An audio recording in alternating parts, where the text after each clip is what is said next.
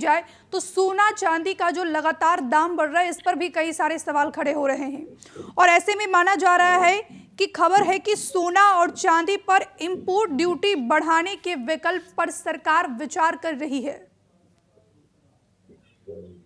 देखिए, वो सरकार अपनी रेवेन्यू बढ़ाने के लिए कुछ भी कर सकते हैं, लेकिन कारण क्या है कि सोना जो इंपोर्ट हो रहा है तो और या उसकी जो कीमत बढ़ रही है, तो वो इंडिविजुअल यूजर्स के कारण नहीं बढ़ रही है। उसका इंटरनेशनल इम्पैक्ट है कि डॉलर के ऊपर जो सेंट्रल बैंक हैं देशों के, उनकी जो भरोसा जो आस्था कम हो रहा है, तो उस कारण से जो है सेंट्रल बैंक सोने की खरीदारी कर रहे हैं बड़ी मात्रा में। अब क्या होता है, जब सप्लाई और डिमांड में फर्क होता है तो वो कीमत बढ़ती जाती है, क्योंकि ठीक है। सोने की या चांदी की एक लिमिटेड, जिसे कहना चाहिए, का दाम क्यों बढ़ रहा है?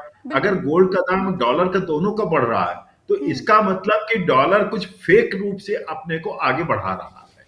इसको उनकी मैक्रो इकोनॉमिक्स कमजोर है, उनका डॉलर की एक्सेप्टेबिलिटी ग्लोबली कम हो रही है।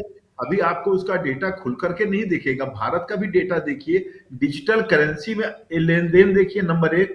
नंबर 2, हम जो एग्रीमेंट कर रहे हैं रूपी ट्रेड का, बहुत से क्रिटिक कहते हैं अरे छोटी छोटी कंट्री से होता है। भारत अगर मान लीजिए कई कंट्रीज को अब तक छोटी ही सही है, अगर हम रुपए में एग्रीमेंट कर रहे हैं, हम अपना यूपीआई दूसरी जगह लॉन्च कर रहे हैं, हम किसका स्थान ग्रहण कर रहे हैं? सही बात। फिर चीन यही काम कर रहा है। आप एक और ध्यान दीजिए कि स्विफ्ट जो अमेरिकन टूल है बैंकिंग, अश्विनी जी बेहतर बताएंगे, तो उसको अब रिप्लेस कर रहे हैं हम लोग अपने से। चाइना अपने से कर रहा है, भारत अपने से धीरे धीरे कर रहा है। तो उनकी डॉलर के ऊपर दबाव।